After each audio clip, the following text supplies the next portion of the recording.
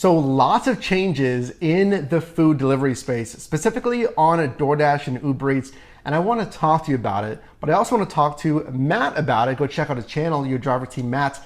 So we need to address some big changes new to 2021, and really, late 2020 here, about both of these apps, including the biggest player in the space, DoorDash.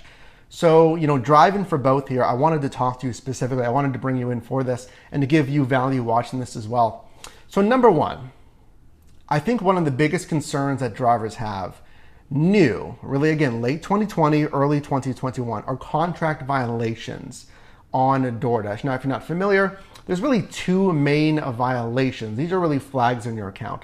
So it's extreme lateness, that's really 10 minutes late to the pickup or the drop-off location. And then that's the customer reporting that the order never arrived. And there's a lot of controversies of how to protect yourself as a driver. Well, firstly, have you had any violations on your account? I had one on my account. It's really odd the way these things come down. And just give me your first impression hearing about these contract violations that you can be deactivated for, by the way.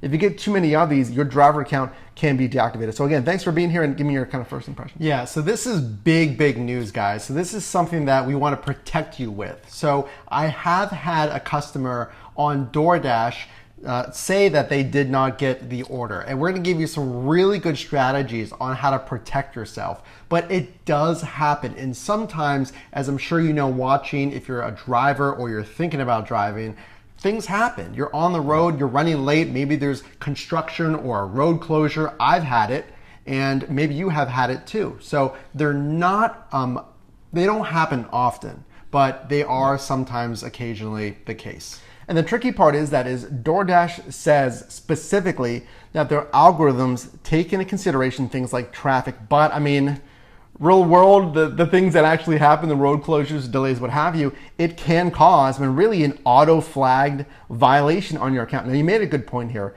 that these violations do go away eventually. I believe it's in the last 100 deliveries.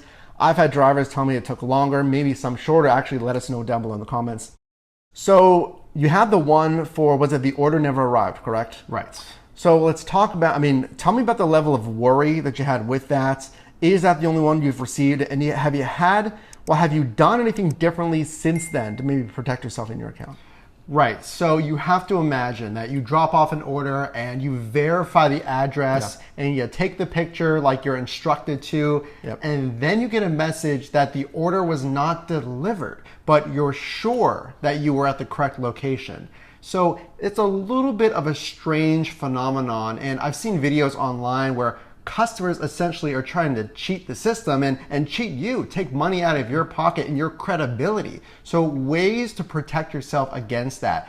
You guys have put amazing comments down below on these videos about taking pictures of the address, of the actual home address. And I know what Mike says, a really good tip that we say on his channel is take a picture of your food saver bag, of your DoorDash bag, in the same picture. So I actually hold it up to get the numbers of the home or apartment in the shot with the food and the food saver bag. Sometimes you can never be too safe. And with, hand it to me deliveries, the meet me at the door deliveries, you can, now there's protection measures you can do. You can say, hey, I have a DoorDash delivery. They'll say, great, yep, that's for me. You can confirm what was the name under instead of just assuming, right? Because, there's bad people out there. There's people that are just trying to get some free food. Just to confirm, what was the name under? I've done that specifically on the ride sharing platforms. Taking a picture, I think you hit the nail on the head. Over documentation. I've heard that, hey, maybe you want to have a folder on your computer of the day that you drive. Yeah, take all the pictures with the number of the address, put them in that folder for the day that you're driving there and document.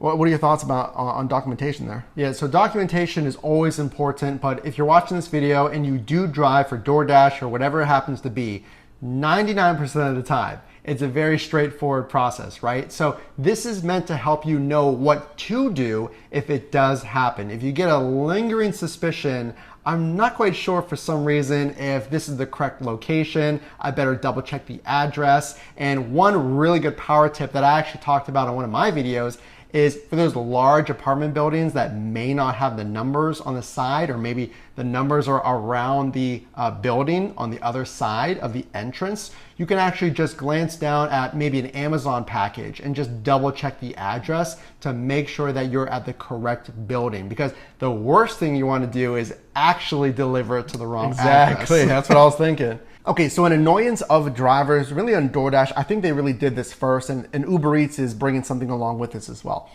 But the shop and deliver orders, and specifically the newer feature, again, late 2020, early 2021, are Dash Marts. So I had a few of these in San Diego where you'd go to, in essence, a mini convenience store and you're picking up the daily essentials, right? Now with the Dash Marts, I mean, let us know in the comments if you have to pay for that. It's a little bit different than the shop and deliver where you're going into a Walgreens, a CVS. Have you had that?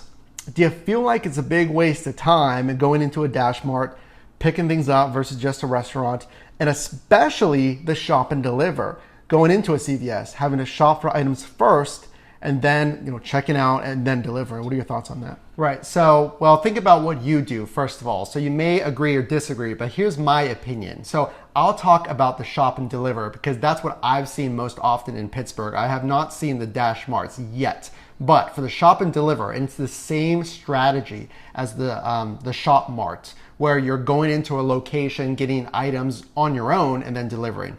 I think it is truly a waste of time, and that's just my opinion. Here's why. I would rather go into a restaurant where they've done the work per se. It's already in a bag. I check the name and I grab and I go. And now I've heard a lot of your comments. Maybe you're a driver that does the shop and deliver, and that's perfectly fine. There's no wrong way to do it. But for me, I'm all about how much am I making per hour? So that dollar per hour. So a few minutes, 2 to 3 minutes, if I can shave that off of my time in the preparation process, I'd rather get back on the road. So I think for those who do those orders at Walgreens or CVS, they're typically large orders. That's the plus. But there is a downside, a small downside. You might be going into a store that you're completely unfamiliar with. Well, I think it comes down to the fundamentals. It's the dollars to mile ratio and it's the dollars to time ratio. I really don't care, where it's at. Is it going to be the same amount of time or less time? Is it going to pay me the same amount or more money? Because, if that CVS takes me the same amount of time as a restaurant anyway, if it's super fast and they're paying me a good amount, I'm not necessarily opposed to that, but you got to do the research. You got to see, okay, is it a pain? Is it going to take more time? Is it a waste of my time versus your standard restaurant deliveries? And then something else that I've been noticing here, really kind of on the logistical end for you as a Dasher, and this is kind of something that I've always done anyway, so it's kind of funny that I'm seeing DoorDash do this, but they're sending you a preview, kind of a street view, Google Maps preview of the delivery destination. Now, again, that's a hack that I tell you, if you're not sure that house is the house or that building is the building, go into Google Maps Street View to get a preview. So we're seeing screenshots of that on DoorDash. What are your thoughts on that? Is that helping you when you're on the road? So here's a really good power tip. Something that I do, my strategy, is when I see an order that does have that preview, I'll actually look at it before I head to the customer's location. Yep. Because think about if you are driving and you're in a congested area, maybe you're in an area that you're unfamiliar with. I have no idea, one, where parking is or what the building really looks like. So if I'm going down the road and I don't want to be looking for numbers because that could potentially be dangerous, you don't want to take your eyes off the road. But if I could just quickly glance and I know what type of home, maybe it has a really noticeable porch, or maybe it's a yellow brick house. I know that prior to my getting there. So that helps me, and I love that feature, by the way. So if you're a driver, if you're thinking about driving DoorDash, take advantage of that because, again, you're not looking for numbers. And a really big tip, if you happen to drive in the evening or after work, it's really also helpful to see the picture of the home because at night or in the evening, it can really be hard to see those numbers. If you see a picture of the house, it's a little easier. Exactly. That's super powerful. I appreciate you sharing that. I wanted to shift over to a big discussion that happened really just this week. A big actual movement that we've been really waiting on to hear from, some kind of developments for you as a driver. And that is the acquisition of Uber, acquiring Postmates here. And again, we heard about this late 2020. We saw the official kind of closing in January of this year. But just this past week, we saw a movement directive for drivers. So what's going to happen, if you haven't seen this video, is all Postmates only drivers are going to be moving over to Uber Eats. Now, also, so will customers, because basically they're phasing out the Postmates platform. So I asked you on the community tab, and if you're not subscribed, I invite you to subscribe so you get access to things like that. But I want to ask you, so I never really drove on Postmates. I'm not a big fan of Postmates. I mean, I'm hoping that this brings some improvement, but I am a fan of Uber Eats. I know you're a fan of Uber Eats. So will this acquisition help or hurt here in this marketplace in Pittsburgh, and moreover for your marketplace? Will it not do anything? Because again, all Postmates only drivers are coming over, but so are customers. What are your thoughts on that? So if you enjoy this service, you're going to keep using it. So here's the thing. Whenever I started driving, I thought that there was some type of allegiance to Uber Eats. I was an Uber Eats driver and that's what I did. And Mike tried to get me to drive on DoorDash and other apps, and he said, no, you'll have more options if the more apps that you drive, and that's called multi-apping, driving with one or more platforms. Same goes for customers. If they enjoy the platform, ordering food, they like the layout of Postmates, there may be slight resistance, but they're still going to be customers of food delivery. So Uber Eats, of course, makes their platform very easy, customer friendly to use, but overall, I think it's going to roll over nicely. And as drivers, I expect the same. Yeah, I can't see too many Postmates customers saying, hey, my allegiance was to Postmates. I love Postmates. I'm not using any. And frankly, I would assume most all consumers are looking up the different services as well. The same, we use rideshare. We look at Uber and Lyft. We see which one's cheaper. Maybe the same thing with food delivery.